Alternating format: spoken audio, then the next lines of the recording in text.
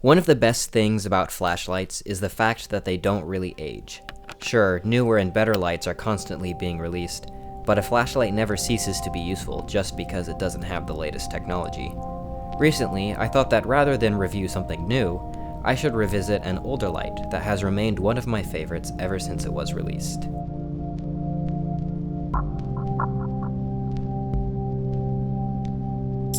The EC4GT is part of Nitecore's die-cast series of flashlights, which are highly underappreciated in my opinion. There are some quirks with the build, but overall it is very well made, and I really enjoy the unique and innovative decisions made in the design of this light. The EC4 series of lights are fully die-cast aluminum, and have a solid unibody design. This light has the exact same body as the other EC4X lights, but with a longer reflector that necessitates a longer aluminum bezel rather than the steel bezel of the others. The light itself has a wide and flat design that fits two 18650s side by side in series. I find that this design is actually very comfortable and fits in the hand well. The body of the light has a unique stoving varnish finish rather than the more typical aluminum anodizing. This is a form of powder coating that gives a nice texture, which feels good in the hand. The rear tail cap has a rather unusual design, and is probably the biggest downfall of this flashlight. It uses a die-cast main piece that slots into grooves on the main body, with a knurled and anodized knob that threads the whole thing down using grooves inside the body. This assembly is rather finicky, but once tightened is very secure.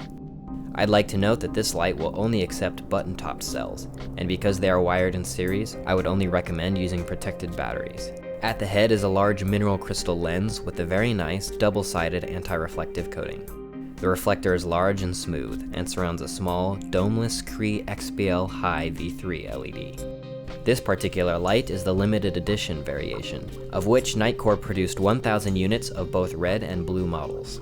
Functionally, they are identical to the standard version, but feature colored anodizing on the aluminum bezel and are numbered on the side. Overall, the design and build of the EC4GT is excellent. I have been using this light for a long time, and it shows. While admittedly Nitecore is not the most confidence-inspiring brand, this light has proven to be very durable and reliable, and I have no doubt that it will continue to perform flawlessly for years to come. It has a waterproof rating of IPX8 and a drop rating of 1 meter, though I may have accidentally dropped it from higher distances than this. This light has one of my favorite interfaces, as it allows for easy control of the many different functions. There are 2 buttons, with the lower button being pressed to turn the light on and off, while the upper button ascends through the output levels. While off, long pressing the lower button turns the light on to the lowest output, while holding the top button from off activates turbo. A rapid triple press of the top button will activate strobe. While off, a quick press of the top button causes the button LED to flash with an indication of the battery level. While on, pressing and holding the lower button will turn the light off and activate beacon mode, which causes the button LED to briefly flash every 3 seconds. I find this interface is nearly the perfect balance between control and intuitive usability. I honestly wish more manufacturers would start using something similar, as I find this to be much easier to use than a single button interface, while being simpler, smaller, and more durable than a rotary device. Unfortunately, the actual operation of the light is not perfectly smooth, with occasional glitches and hiccups appearing. They are infrequent and don't render the light unusable in any way, but can be inconvenient. Still, this has proven to be one of my favorite interfaces of all time. The modes are good and are evenly spaced. There's not much else to say about them. I think they're well balanced. This flashlight has excellent performance all around, and has become more useful than I thought it would be at first.